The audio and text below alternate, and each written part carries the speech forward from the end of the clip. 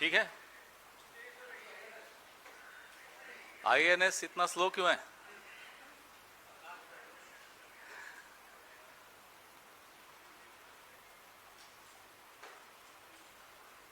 Thums up.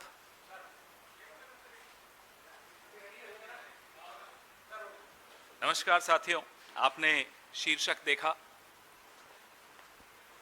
एक शरीर जब स्वस्थ होता है, उसके सारे वाइटल्स ठीक होते हैं। ब्लड प्रेशर ठीक है, पल्स ठीक है, शुगर ठीक है, किडनी फंक्शनिंग ठीक है, लिवर फंक्शनिंग ठीक है, लंग्स ठीक हैं, और एक छोटा सा हार्ट अटैक आ जाता है तो वो शरीर संभाल लेता है, उसको दिक्कत नहीं आती, इंसान स्वस्थ होकर बाहर आ जाता है अस्पताल से।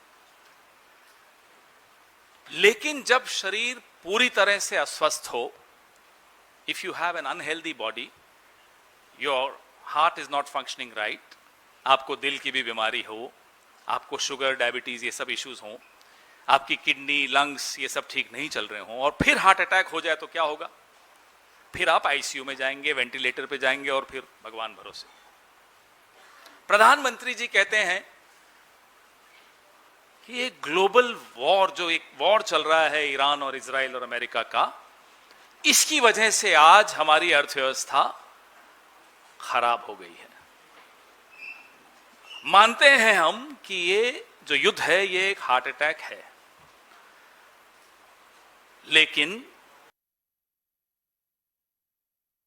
आप स्वस्थ, यू आर अनहेल्दी, और हम बार बार आपको चेतावनी दे रहे थे कि साहब अर्थव्यवस्था अस्वस्थ है। आज से नहीं दे रहे थे, पिछले 10 साल से कांग्रेस, हमारे नेता राहुल गांधी, खरगे साहब, हम लोग, तमाम लोग बार बार हर हफ्ते आंकड़ों के साथ, आंकड़े आप नहीं जारी करते हैं, आपकी आदत नहीं है आंकड़े जारी करने की, लेकिन जो सामने दिख रहा है वो देखते हुए हम आपको बार बार चेतावनी देते थे, अर्थव्यवस्था खत्म हो रही है, मरण शैया पर है, the economy is on it's death bed. तब आप नहीं मानते थे, तब आप कहते थे ये तो फॉरेन एजेंट है साहब, ये किसी के हाथों में खेल रहे हैं, कोई बता दे इनको कि सच यह है तो वो फॉरेन एजेंट है। झूठ सबसे ज्यादा किससे डरता है? झूठ को सबसे ज्यादा डर आईने से लगता है। आईना कौन होता है लोकतंत्र में? लोकतंत्र में आईना विपक्ष और मीडिया होता है, और आईने को तोड़ने का काम कौन कर रहा है पिछले 10 साल से? नरेंद्र मोदी की सरकार कर रही है। क्यों तोड़ना चाहते हैं आईना? ताकि सच नहीं देख सकें। कुछ आईने तो तोड़ दिए, कुछ आईने अभी नहीं टूटे। हम आईना दिखाएंगे और बार बार दिखाएंगे। किसान आंदोलन करें, उन्हें हक नहीं मिलेगा तो बेचारे सड़क पर आते हैं। अग्निवीर, उनको लगता है उनके हक छीने जा रहे हैं, वो सड़क पर आते हैं। वकील, डॉक्टर, कई लोग आंदोलन करते हैं अपने हकों की लड़ाई। पत्रकारों को हमने आंदोलन करते हुए कम देखा, उनके भी हक छीने जा रहे हैं। उम्मीद करते हैं आप भी अपने हकों की लड़ाई लड़ेंगे। 12 साल में प्रधानमंत्री जी प्रेस वार्ता क्यों नहीं करते? इसीलिए कि कहीं हमारे मुस्तैद निडर पत्रकार आईना ना दिखा दें। झूठ आईने से डरता है। नरेंद्र मोदी प्रेस कॉन्फ्रेंस से डरते हैं, नरेंद्र मोदी मीडिया से डरते हैं। बीच संकट के हम सबको नसीहत देकर, हमें किफायत की नसीहत दी, हमें बोला प्लीज सेव, हमें बोला खाना कम खाइए। पहले कहते थे पकोड़े तलिए रोजगार है, अब कहते हैं पकोड़े भी मत तलिए क्योंकि तेल महंगा है। खुद चले गए साहब विदेश यात्रा में, कमर्शियल फ्लाइट में नहीं गए, वो जो 8,500 करोड़ वाला हवाई जहाज है ना, उसमें गए। उससे पहले गुजरात में एक भारी भरकम रोड शो भी किया। हमें कहा अपने वाहनों में तेल मत डलवाइए। कल मैं सुन रहा था, एक बड़े एक्टर हैं रवि किशन जी, कहते हैं होम फ्रॉम वर्क, कुछ कहना चाह रहे थे वर्क फ्रॉम होम, बोले home for work from work करिए। आप हंस रही हैं, सच में कहा, वीडियो है मेरे पास। तो हमें कहते हैं वर्क फ्रॉम होम और खुद करते हैं रोड शो, खुद जाते हैं 8,500 करोड़ के हवाई जहाज में विदेश, और सुना कोई मेलोडी की टॉफी भी किसी को गिफ्ट करने गए, पार्ले मेलोडी, अभी देख रहा था। हंसिए मत, सच में हुआ है, मजाक नहीं कर रहा। हमें भी शुरू में लगता था ये मजाक हो रहा है, लेकिन ये सच में हो रहा है। क्या मेलोडी वो टॉफी का नाम है भाई? हाँ, उनको, मुझे नहीं मालूम किसको किया, टॉफी का नाम बता रहा हूं, किसको क्या हमें नहीं मालूम। जो हमें कहते हैं सोना मत खरीदो, ये मत करो, वो मत करो, सारे डूज एंड डोंट्स हमारे आपके लिए हैं, साहब के लिए नहीं है। और वाहियात बातें हो रही हैं रोज सोशल मीडिया पर। मंत्री जा रहे हैं साहब, मोटरसाइकिल पे जाएंगे, पीछे गाड़ियां चल रही हैं। हमारे राजस्थान की एक नेता है, शताब्दी में गई, गाड़ियां वहां पहुंची जहां शताब्दी गई। अरे क्या है, ये मजाक है? इस देश को आप कितना मूर्ख समझते हो? कहते हैं साहब वैश्विक संकट है, रोज डिबेट हो रही है, सारा दरबारी लोग शुरू हो गए, साहब वैश्विक संकट है, वैश्विक संकट है। पाकिस्तान आपसे आगे जा रहा है, कौन सा वैश्विक संकट है ये? पाकिस्तान बीच में ईरान और अमेरिका के बीच में मध्यस्थता कर रहा है, हम कहते हैं हम दलाल नहीं हैं। हर चीज का आपके पास जवाब है, और आपका दरबारी मीडिया शुरू हो जाता है, साहब नहीं हम दलाल नहीं है, हम दलाल नहीं है। असलियत कौन बताएगा? जो असलियत बताएगा उसके पीछे पुलिस, ईडी, सीबीआई सब छोड़ दिया जाएगा, लेकिन असलियत फिर भी बतानी पड़ेगी, और हम बताएंगे। पेट्रोल और डीजल पे आ जाए, हम सब पर असर डालते हैं। पिछले 12 साल में पेट्रोल की कीमतें 38% बढ़ी हैं। 38% increase in the price of petrol in the last 12 years। Diesel की कीमतें 62% बढ़ी हैं पिछले 12 सालों में। 62% price hike for diesel in the last 12 years। कौन सा युद्ध था तब? कौन सा ग्लोबल फैक्टर्स थे तब? पिछले 12 साल में ये ग्लोबल फैक्टर्स क्या हमेशा थे? क्यों मूर्ख बनाते हो? जब कच्चे तेल की कीमत मनमोहन सिंह जी के वक्त $100 तक पहुंच गई थी, तब भी पेट्रोल डीजल 60, 65, 70 से ऊपर नहीं जाने दिया। तब आप लोग सड़कों पर होते थे। कौन से वैश्विक संकट का आपने सामना किया पिछले 12 साल? $50-55 के आसपास प्रति बैरल रहा कच्चे तेल का मूल्य, और पेट्रोल का मूल्य 100 के आसपास रहा। आपने कौन सी राहत आम उपभोक्ता को कब दी? फिर कहते हैं वैश्विक संकट है, फिर कहते हैं युद्ध की वजह से है। जब दोनों हाथों से आप मुनाफा ले रहे थे, आप कंपनियों को मुनाफा दिलवा रहे थे, तब आपके मन में यह नहीं आया कि थोड़ा मुनाफा, कुछ हिस्सा उस मुनाफे का आम उपभोक्ता को, मुझे, आपको, मिडिल क्लास को, मजदूर को, किसान को दे सकें? क्यों नहीं आया आपके दिमाग?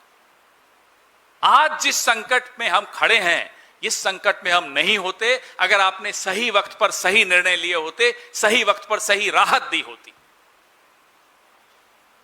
अब एथेनॉल की मिलावट वाला घटिया क्वालिटी का पेट्रोल जो हमारे इंजन को, हमारे माइलेज को तबाह कर देता है, 110 रुपए प्रति लीटर में बेचा जा रहा है। क्यों? किसको फायदा पहुंचा रहे हैं आप? देखिए, हम सब आम जीवन जीते हैं, और आम आदमी की जीवन में कठिनाइयां होती हैं, परिवारों में कठिनाइयां होती हैं, समाज में कठिनाइयां दिखती हैं, और हम सब अपनी अपनी कठिनाइयों से जूझ रहे होते हैं। सरकार का क्या काम होता है? सरकार की जिम्मेदारी सिर्फ इतनी होती है, सिर्फ इतनी, ज्यादा नहीं, कि अपनी तरफ से परेशानियां और न बढ़ाएं। आप परेशानी कम नहीं कर सकते, मत कीजिए, आपसे उम्मीद भी नहीं। बढ़ाइए तो मत, आप परेशानियां बढ़ा रहे हैं। और माफ कीजिएगा, 12 साल सरकार ने भी और हमारे कुछ साथी यहां बैठे हैं, मीडिया ने भी सिर्फ एक काम किया। अलग अलग सर्कस ऊपर से दिखाया जाता है, आप वो सर्कस दिखाते रहते हो, लोगों को बिजी रखते हो। अरे साहब, बिजी क्यों रख रहे हो? आ गया ना अब संकट। कह रहे थे ना हम, ये संकट आएगा। सर्कस करने वाले को सर्कस करने दीजिए, आप तो आईना दिखाइए, हम तो आईना दिखाएं। अब आ जाइए 2014 में एलपीजी सिलेंडर की क्या कीमत थी?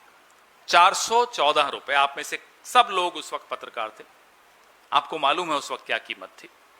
414 रुपए का एलपीजी आज 915 रुपए का हो गया है। 121% की बढ़ोतरी 12 साल में।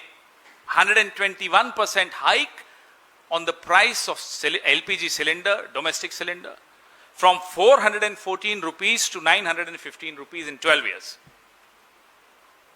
क्यों? तब कौन सा स्ट्रेट ऑफ हॉर्मुज बंद था कि आप बढ़ाते गए। हम बार बार कहते हैं साहब, किस्तों में आप क्यों मारते हो? मार दीजिए ना एक ही बार। डेथ बाय 1000 कट्स, काटते रहोगे हमारे शरीर को। कितना काटोगे? खून निकल गया फिर भी काट रहे हो, क्यों? आज ये हालत है। कमर्शियल सिलेंडर ब्लैक में बिक रहा है। आप रेस्टोरेंट्स में जाइए, होटल्स में जाइए, सब जगह कीमतें बढ़ी हुई मिलेंगी आपको। दूध की कीमत, हर घर में जिस चीज की आवश्यकता होती है उसकी कीमत बढ़ाई। बहाने की इंतजार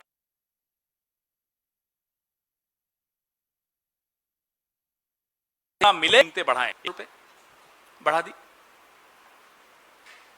ये क्यों हो रहा है?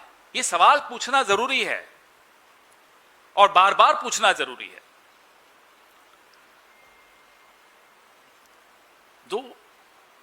एक और हमने एक आदत देखी साहब इनकी आदत ये है, पहले बोला मुझे 60 दिन का समय दे दो, याद है आपको? फिर कहा मुझे 60 महीने का समय दे दो। अब कहते हैं 2047 तक का समय दे दो।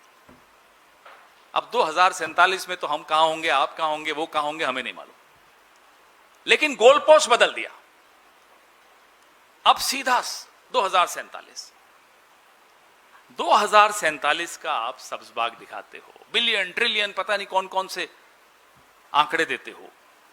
अब ये नहीं बता रहे कि वर्ल्ड बैंक और आईएमएफ के प्रोजेक्शंस अब क्या हैं हमारे देश की अर्थव्यवस्था के बारे में।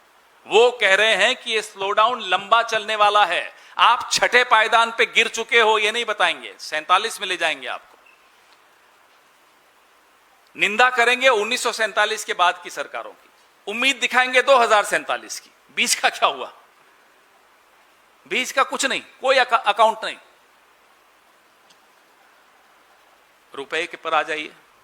रुपए की हालत, जब डॉलर के मुकाबले 60 रुपए कीमत थी, तब जो सबसे ज्यादा हाहाकार मचाते थे आज वो देश के प्रधानमंत्री। तब मनमोहन सिंह जी की उम्र से तुलना करते थे, उनका अपमान करते थे डॉक्टर मनमोहन सिंह जी का। आज अभी जब मैं आ रहा था, घर से निकला तो 96 रुपए 60 पैसे था। एआईसीसी तक पहुंचा 10 मिनट में, 96 रुपए 80 पैसे हो गया। अब पता नहीं अब कितना है, 97 तक हो गया। तो बढ़ता जा रहा है। रुपया तो मार्गदर्शक मंडल में कभी का शामिल हो गया। अब इसके लिए भी कहते हैं ग्लोबल फैक्टर।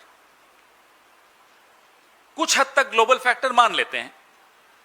आपकी अर्थव्यवस्था में, जिसको अंग्रेजी में कहते हैं रेजिलियंस, क्षमता, झटकों को झेलने की क्षमता, वो कहां है? 2008 याद कीजिए, लेहमैन ब्रदर्स का क्राइसिस हुआ था, हाउसिंग बबल बर्स्ट हुआ अमेरिका में।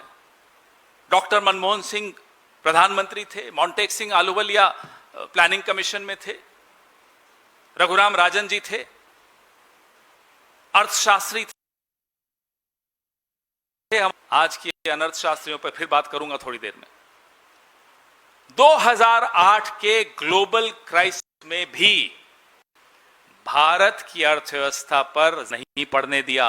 शॉक अब्जॉर्बर्स मजबूत थे, रेजिलियंस था इकोनॉमी में, there was an resilience in our economy, our shock absorbers were strong and study.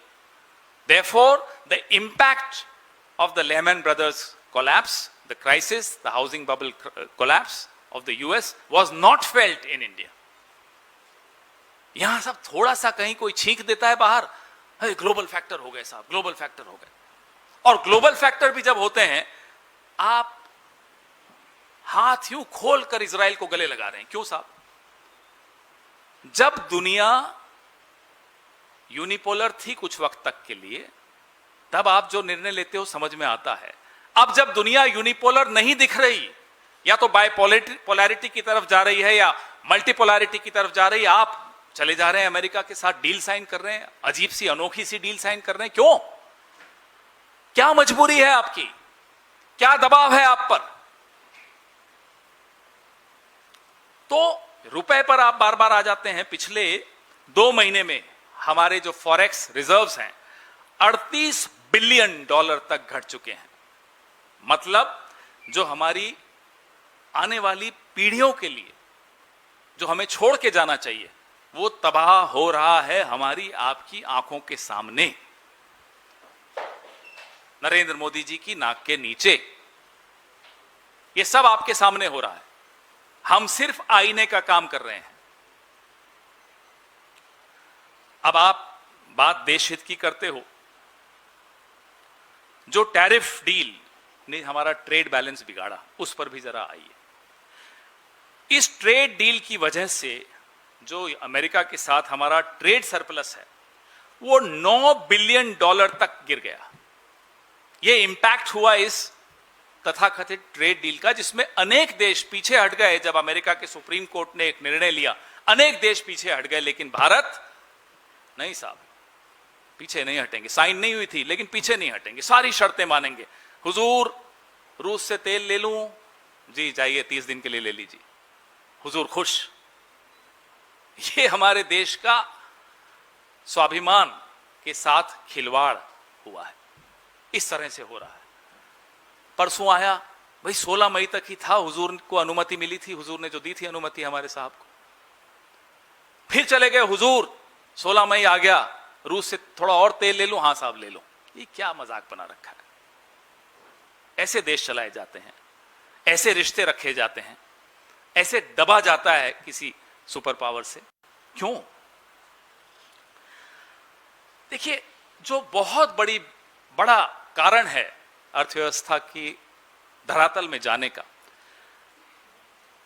जो निवेशक हैं, वो घरेलू निवेशक हों या विदेश के निवेशक हों, उनका विश्वास डगमगा गया है अर्थव्यवस्था पे। इसलिए वो यहां या तो निवेश नहीं कर रहे हैं या निवेश विड्रॉ कर रहे हैं। पिछले चंद महीनों में 2 लाख करोड़ का निवेश पुल आउट हो गया है, विड्रॉ हो गया है, चला गया है हमारी अर्थव्यवस्था से। जब निवेश नहीं होगा, जब निवेश खींच लिया जाएगा, क्योंकि लोगों का विश्वास हमारी अर्थव्यवस्था पे नहीं है, तो ग्रोथ कैसे होगी, एक्सपेंशन कैसे होगी, नौकरियां कैसे जनरेट होंगी, अर्थव्यवस्था को बूस्ट कैसे मिलेगा, मार्केट में पैसा कैसे आएगा जब नौकरियां ही नहीं होंगी। तो एक अंग्रेजी में कहते हैं वर्लपूल, हिंदी में शायद चक्रवात कहते हैं, उसमें हम लोग फंस गए, हमारी अर्थव्यवस्था फंस गई। और कोई ऐसा नहीं होता कि अचानक फंसते हैं, ये फंसते चले जा रहे हैं। हम दूर से पास में आते जा रहे हैं चक्रवात के अंदर अंदर अंदर, और सीधा अंदर आ गए। जब ये जा रहे थे चक्रवात के अंदर,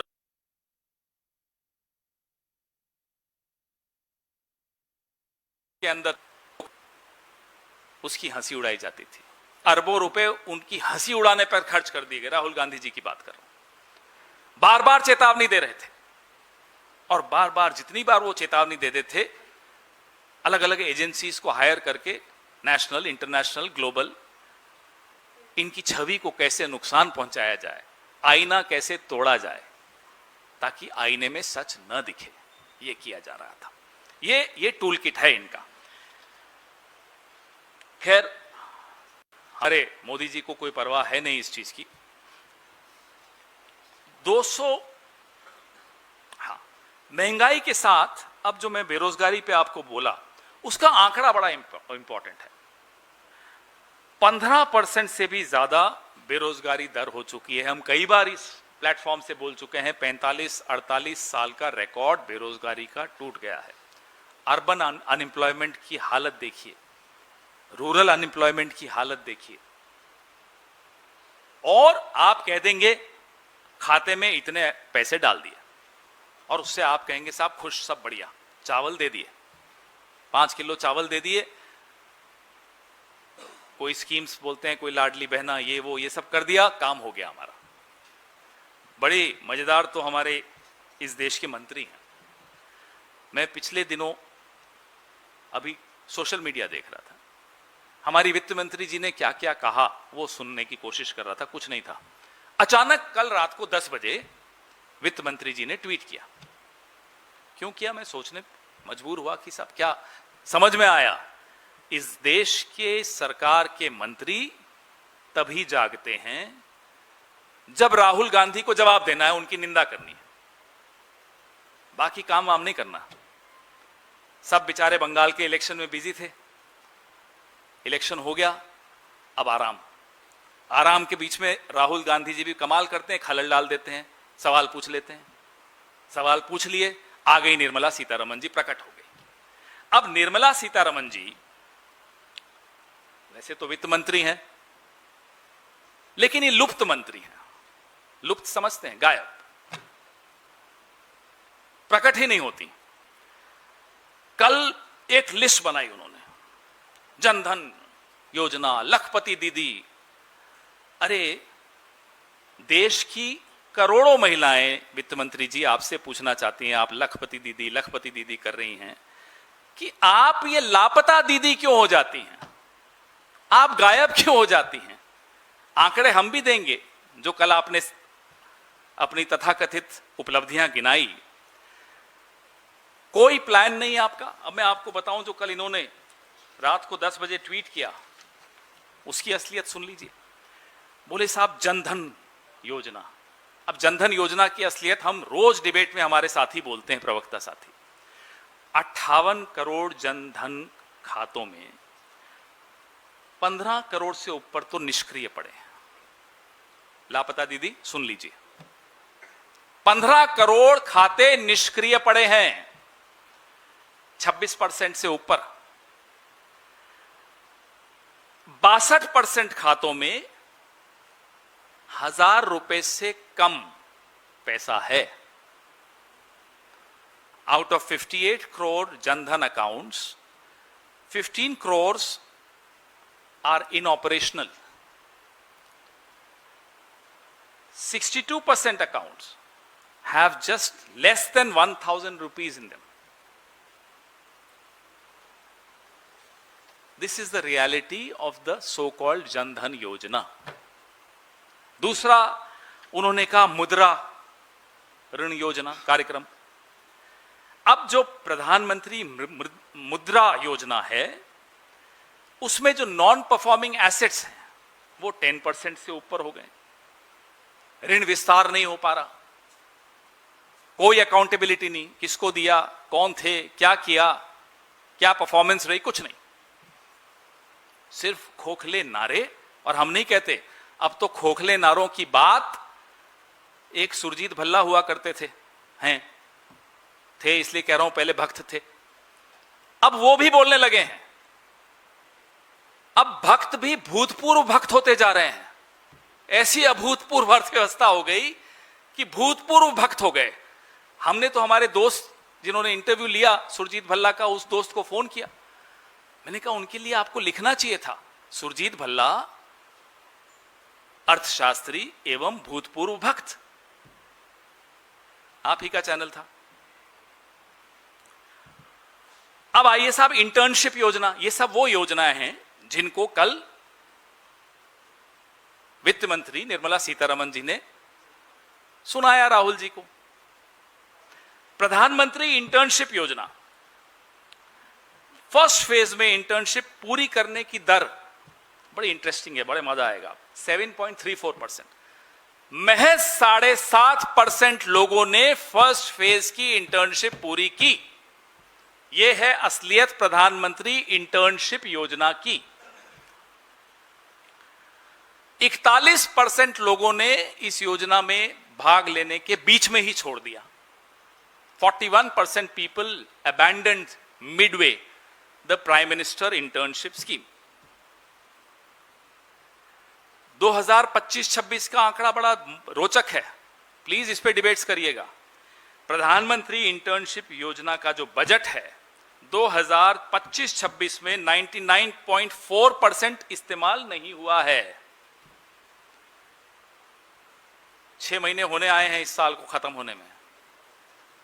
99.4% मतलब सिर्फ 0.6% इस्तेमाल हुआ है। यह है प्राइम मिनिस्टर इंटर्नशिप योजना। वित्त मंत्री जी, अब आपने ई श्रम के बारे में कहा। यह एक पंजीकरण प्रक्रिया है, just a process of registration, उसके अलावा और कुछ नहीं है। गिग वर्कर्स को अभी तक कोई ठोस सामाजिक, आर्थिक, कानूनी कोई अम्ब्रेला नहीं मिला है। गिग वर्कर्स की हालत उतनी ही खराब है। तो ये सब योजनाओं की बातें करना, एमजी नरेगा को तो खत्म कर ही चुके हो आप, उस पर तो हमने पूरे आंदोलन किए। जी राम जी बोलते हैं, जी राम जी योजना अभी तक चालू नहीं हो पाई है। ग्रामीण मजदूरों को दरअसल मझधार में छोड़ दिया। क्यों? क्योंकि उनको महात्मा गांधी के नाम की स्कीम से दिक्कत थी। नाम हटाओ पहले, स्कीम बाद में आती रहेगी, देखते रहेंगे। अब नई स्कीम लागू नहीं हुई। ये तो एमजी नरेगा की हालत है। आयुष्मान भारत, ये सारे लिस्ट देख लेना जो कल निर्मला जी ने शाम को ट्वीट किया था। आयुष्मान भारत में तो ऐसी गंभीर त्रुटियां हुई हैं, गड़बड़ियां हुई हैं। मरे हुए लोगों की हमने सूचियां जारी की हैं आप लोगों के सामने, लाभार्थी बना दिया। फोन नंबर 12345678, ऐसे कई हमने लिस्ट जारी की। यह आयुष्मान योजना का भ्रष्टाचार हमने आपके सामने जारी किया। असली लोगों को नहीं मिल रहा। एक मोबाइल नंबर था 9999999999, 10 बार 9। इस मोबाइल नंबर के 7.5 लाख लोगों को आयुष्मान योजना का लाभ मिला। कौन है ये 99999999? कहां है सीए जी? एक तो लुप्त मंत्री, एक लुप्त सीए जी। सब कुछ लुप्त होता जा रहा है। धीरे धीरे लोकतंत्र लुप्त हो जाएगा। मीडिया काफी हद तक लुप्त हो चुका है, आईना लुप्त हो चुका है, टूट चुका है। 7.5 लाख लोग 99999999 आयुष्मान का लाभ ले रहे हैं। कौन है भाई ये? किसका नंबर है ये? अब आइए पीएम किसान योजना, जिसमें लाभार्थियों को सूची से हटाने का काम बिना किसी ट्रांसपेरेंसी के बार बार करते रहे और मदद पाने वालों की सूची से मनमाने ढंग से नाम हटाते रहे। जैसे एसआईआर से हटाते ना, वैसे पीएम किसान योजना में लाभार्थियों के नाम गायब।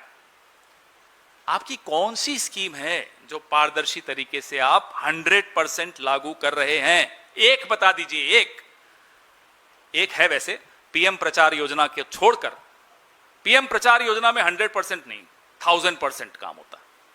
हर विभाग से पैसा पीएम प्रचार योजना में डाल दिया जाता है। पूरी सरकार में सिर्फ एक योजना चलाइए ना, ये सब नाम हटाइए ना, सब पीएम प्रचार योजना चल रही है, अच्छी चल रही है। नमो ड्रोन दीदी, ये तो मुझे नाम ही पहली बार सुना था मैंने, जब मेरी टीम ने बोला साहब ये भी स्कीम है। नमो ड्रोन दीदी योजना 15,000 ड्रोनों में से केवल 500 यानी कि 3.3 ड्रोन इस्तेमाल के लिए दिए हैं 2023-24 में, 3.3%। और इनका खर्च लीड फर्टिलाइजर कंपनीज ने अपने अंदरूनी संसाधनों से जुटाया है। सरकार का 0%, कोई योगदान नहीं था। फर्टिलाइजर कंपनियों से ही लिया गया, उसके बावजूद सिर्फ 3.3% इस्तेमाल हुआ। 500 ड्रोन बांटे गए। पिछले 12 साल में केंद्र सरकार ने पेट्रोलियम उत्पादों पर जो टैक्स और एक्साइज ड्यूटी के जरिए 43 लाख करोड़ हमसे और आपसे लिए हैं। यह आंकड़ा चौंकाने वाला है। हमारी आपकी जेब से 43 लाख करोड़ पिछले 12 साल में पेट्रोलियम उत्पादों पर टैक्स के माध्यम से लिया गया है। अब 4 रुपए फिर बढ़ाए। Bharat petroleum, Indian oil corporation, Hindustan petroleum corporation, इन सब कंपनीज ने कुछ ही घंटों में बाजार से 12,400 करोड़ रुपए कमा लिए। सब कमा रहे हैं, मुझे और आपको छोड़कर। ये है अमृतकाल। किसका अमृतकाल? आपके सामने है। अब और भी आंकड़े हैं जो मैं आपको अपनी प्रेस रिलीज में दूंगा, लेकिन जो बोझ हम सब पर बढ़ रहा है उसकी जिम्मेदारी लेने वाला कोई नहीं है। हाथ साफ करके बोला कि साहब, यात्रीगण अपने सामान की चिंता स्वयं करें। साहब चले गए नॉर्वे नहीं, अभी तो इटली हैं। आपके सवाल।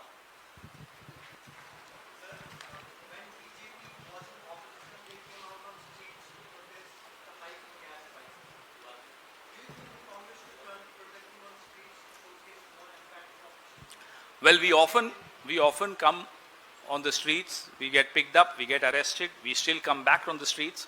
When the BJP used to come on the streets, the media also cooperated and every day covered them a lot, showed them a lot, had debates on those topics on which the BJP came out on the streets. We come out on the streets. You know what are the debates in the evening? योगी ने नमाज पढ़ने से रोका। इससे दो काम होते हैं इनके। एक काम यह कि महंगाई के मुद्दे पर ध्यान नहीं जाए, कांग्रेस सड़क पर है, ध्यान नहीं जाए, हम लोग यहां बैठकर प्रेस कॉन्फ्रेंस कर रहे हैं 1-1 घंटे की, उस पर ध्यान नहीं जाए। दूसरा मकसद क्या हल होता है? पोलराइजेशन का काम चलता रहे, स्लो बर्नर पे कम्युनलिज्म चलता रहे, नफरत की आग धीरे धीरे बढ़ती रहे। ये होता है साहब।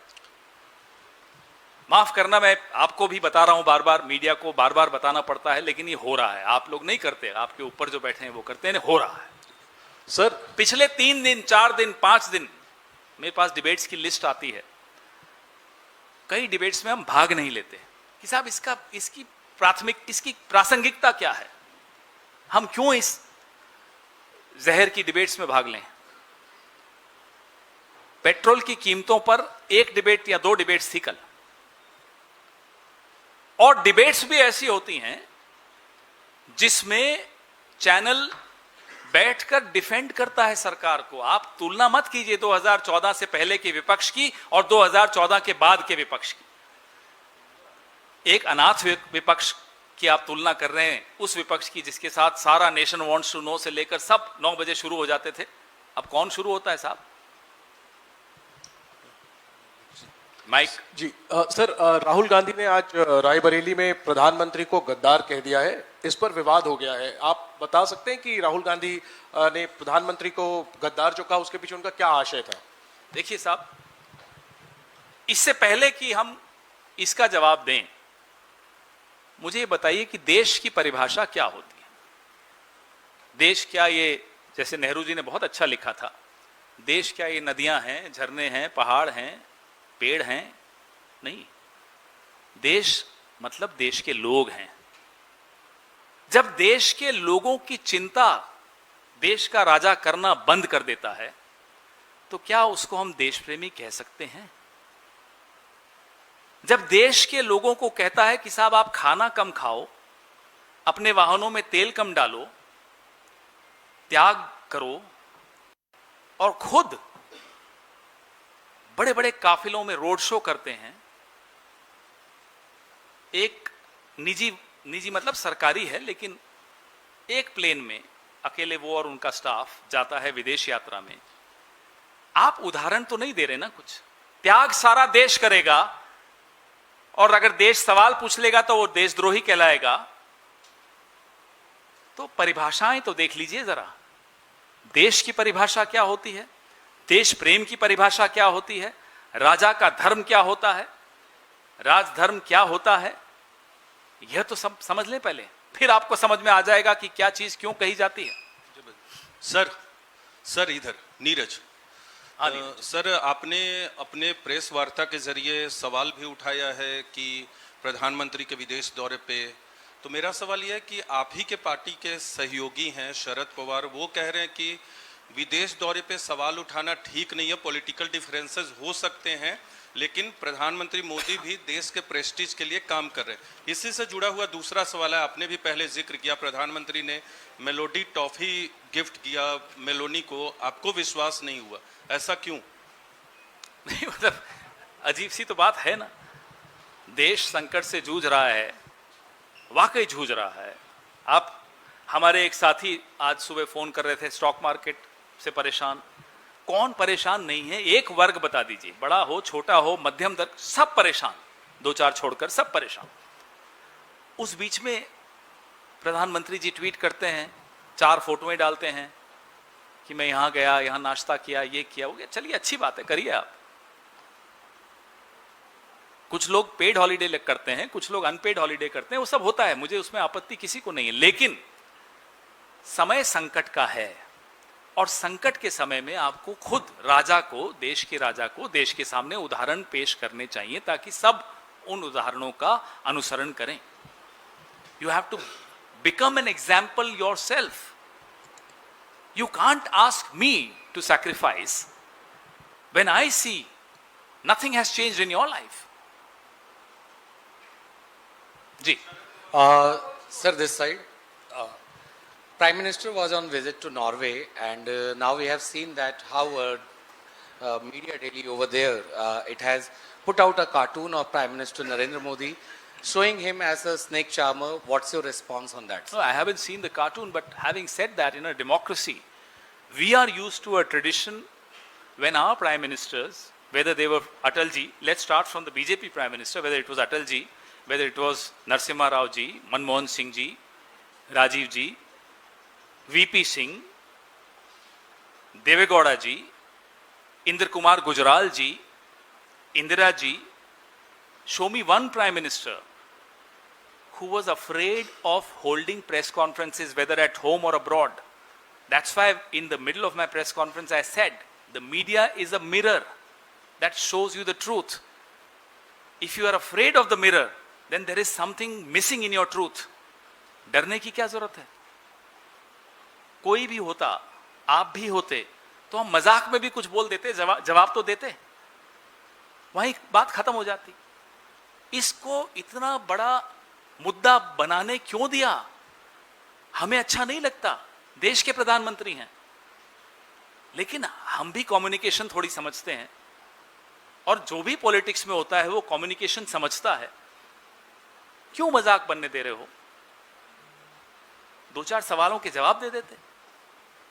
हमने कार्टून नहीं देखा तो उस पर हम टिप्पणी नहीं करेंगे। Sir, her social media account has also been suspended. Your own party members are linking it with that particular incident where she has asked a question from the Prime Minister. Do you also believe so that this account suspension is being done only because of that reason? Look, I have no idea about why and who has done the account suspension. I hope what you and I suspect is not true. Since you wanted me to also repeat the answer in English to the snake charmer thing, I think India is much more than snake charmers. Let everybody in the world know this. So, I haven't seen the cartoon, but I don't want to comment on something which is not really in good taste. Having said that, we are used to a tradition where prime ministers were not afraid of press conferences, were not afraid of questions, had something to say to every question, starting from Nehru ji right up to Manmohan Singh ji. Each and every prime minister held press conferences. There used to be an annual feature, I remember. In Rajiv ji's time, it was more than annual. It was 2, 3, 4 times a year. Why should you allow people to ridicule the country by evading press conferences, by evading questions? Sir, इसी जो राहुल गांधी का रायबरेली का दौरा है, जो उनका गद्दार वाला बयान है, उन्होंने ना सिर्फ प्रधानमंत्री नरेंद्र मोदी को गद्दार कहा है, उन्होंने कहा है कि आरएसएस वाले जब आपके घर में आए तो आप बोलिएगा कि पीएम भी गद्दार है, अमित शाह भी गद्दार है और आपका संगठन भी गद्दार है, देश को बेचने का काम आप लोग ने किया है। तो could you please देश elaborate में in English also, sir, Sure, and sure. elaborate There this is reaction? there is a deep sense of anxiety in the country, in every section of the society. There is a deep sense of betrayal that people feel, people who voted for them especially. There is a deep sense of disappointment, sadness, anger. And as a responsible opposition party, we have to necessarily articulate that anger. What Mr. Gandhi said is less than what we hear on the streets about the government. आप ईमानदारी से camera on करके, mic on करके, बीच में edit किए बगैर सड़क पर जाके लोगों से पूछिएगा, आपको सच मालूम पड़ जाएगा। और वो सच जो राहुल जी ने कहा उससे कहीं ज्यादा कड़वा होगा। और कड़वा सुनने की क्षमता राजा में होनी चाहिए। मीठा मीठा तो पूरा ट्रोल आर्मी आपकी आईटी सेल करती रहती है, कड़वा जो बोलता है वही सच बोल रहा है। चुनाव जीतना और अर्थव्यवस्था ठीक करना एक बात नहीं होती। चुनाव कैसे जीतते हैं हम लोग बार बार सवाल उठाते रहते हैं, बार बार उठाएंगे। ये बड़ी अच्छी आर्गुमेंट है आपकी, चुनाव जीत गए साहब, बिल्कुल सही है। हिटलर को 99.4% वोट मिले थे, चुनाव जीत के हिटलर बना था वो। मतलब क्या हुआ इसका? नहीं, हम ये नहीं कह रहे, आप चुनाव की बात कर रहे हैं, हम तो जो कहेंगे कहते रहेंगे, कहेंगे आगे भी मोदी जी के लिए। लेकिन चुनाव जीतने को आप एक यार्डस्टिक बना के चल दें और उसके बाद कहें कि सब खून माफ, 100 खून माफ, अर्थव्यवस्था खत्म हो जाए, कोई बात नहीं, चुनाव जीत रहे हैं साहब, ये कहां की बात है?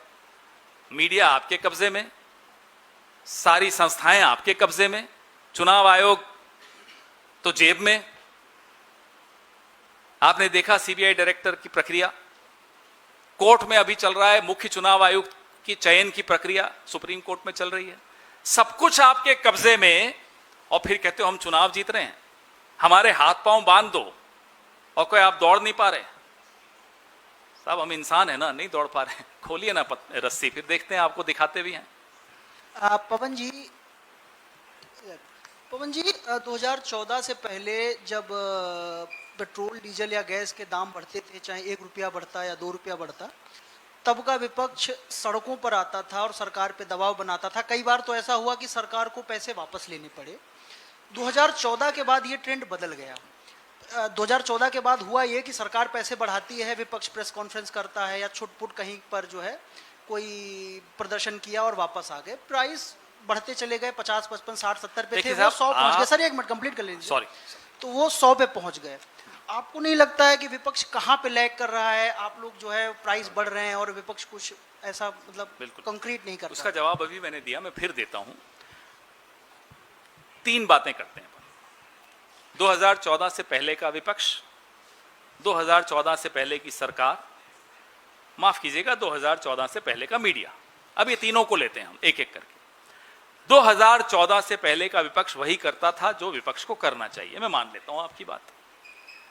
2014 से पहले का मीडिया भी वही करता था जो मीडिया को करना चाहिए था, यह भी मैं मानता हूं।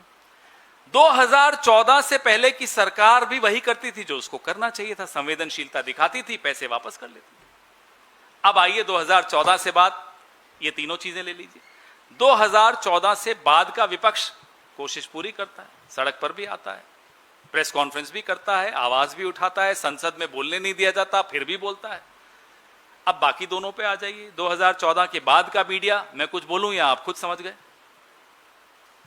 बोलिए, बताइए। मेरे पास आंकड़े हैं, पिछले 12 साल की डिबेट्स के आंकड़े हैं, पिछले 12 साल के प्राइम टाइम की हेडलाइंस के आंकड़े हैं। इसलिए आप बोले या मैं बोलूं कि पिछले 12 साल में मीडिया ने क्या किया? मीडिया ने वो नहीं किया जो उसे करना चाहिए था, ये मान लीजिए। अब आइए सरकार पर। जो सरकार को करना चाहिए कि साहब कुछ गलत फैसले वापस ले लीजिए, वो नहीं करती। क्यों?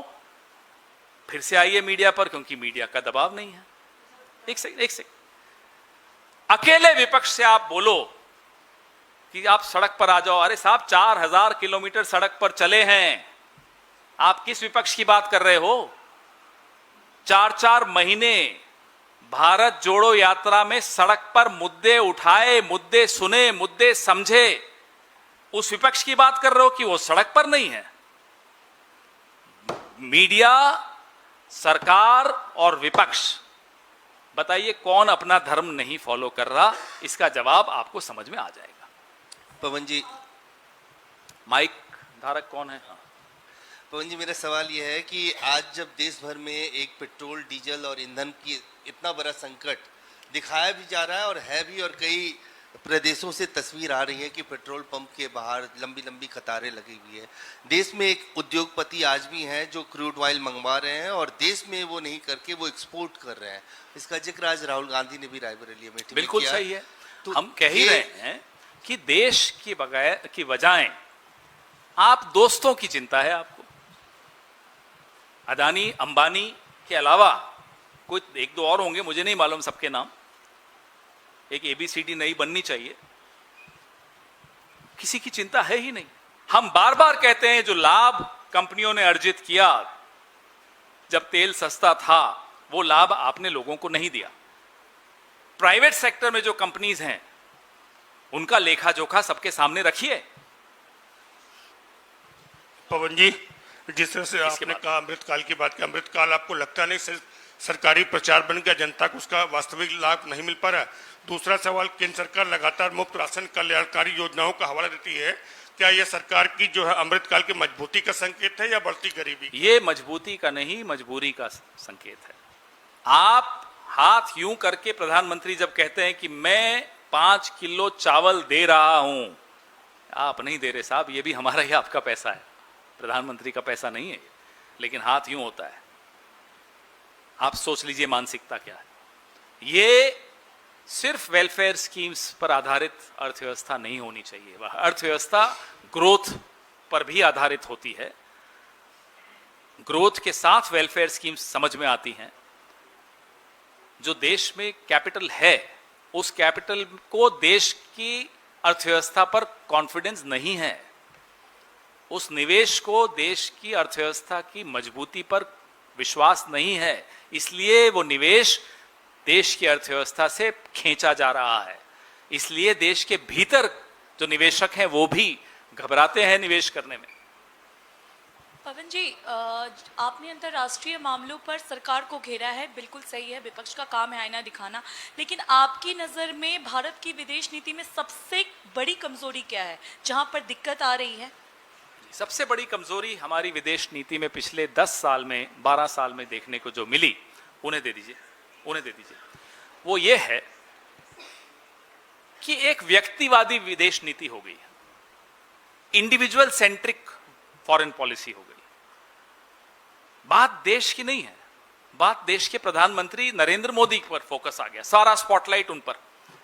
अब वो डायस्पोरा इवेंट करेंगे, वो वहां जाकर अपनी एंडोर्समेंट लेंगे, तालियों की गड़गड़ाहट सुनने का शौक सबको होता है, उन्हें थोड़ा ज्यादा है। तो वो पूरी विदेश नीति एक व्यक्तिवादी विदेश नीति हो गई। उसका नतीजा आज हम भुगत रहे हैं। एक लाइन में तो इसका ये जवाब है, फिर लंबे हमारे और साथी हैं जो एक्सपर्ट हैं फॉरेन पॉलिसी पे, उस पर आप उनसे चर्चा जरूर करिएगा। जी Sir, I just have to ask you that you told us that there has been a convention that prime ministers hold annual press conferences. My simple question is that what is the importance of press conferences? The importance of press conferences is that you can ask questions to your prime minister directly without any mediator, and it should be a completely open exercise without sending questions to the prime minister. Just ask questions. After all, the country also wants to listen to the prime minister, and the country expects the media to ask questions on their behalf. The country cannot go and ask the prime minister. Obviously, therefore, there is a role that the media plays, and a very responsible role that the media plays. So there is definitely an importance of the press conference. Exactly. Right now, it's just Modi ke man ki baat. अब on कर दीजिए। Hello. Thank you very much. Your eloquence is indeed a very masterpiece. Thank you. But when you are selecting Supreme Court judge or a chief election commission, then it is a political question. It is not a question of media. It's not a question of other, ingredients. So when his party is appointing his person, then the political parties are to be united and they have to come to the street, but it was not. Even in the education bill, we have found that it was passed unilaterally. So I feel the coming together of the political parties, which is a part of their subject, they are not doing their, duties well. That's a fair criticism. I accept that. We should all come together as political parties. I agree with you. And there are issues on which we do come together, but I agree with you on larger, yes, all those issues, issues of larger public interest, yes, we should all come together. And I hope everybody else is also listening to what you just said. हो गया? Thank you. No bites. Thank you.